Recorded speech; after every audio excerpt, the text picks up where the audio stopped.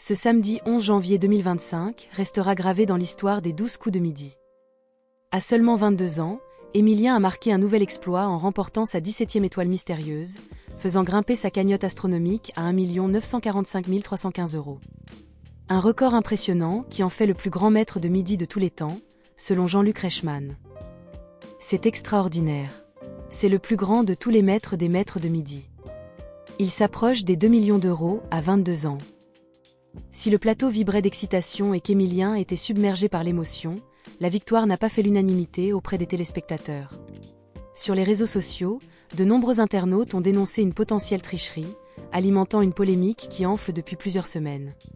La controverse est née autour de l'étoile mystérieuse, où il fallait deviner Fernando Alonso, célèbre pilote de Formule 1. Lors d'une précédente émission, Émilien avait confié ne pas connaître cette personnalité en découvrant l'image. Pourtant, ce week-end, il a donné la bonne réponse, suscitant scepticisme et accusations sur Twitter. Ah, il a eu une illumination. Il ne le reconnaissait pas et là, miracle. Non, il y a bien tricherie dans cette émission.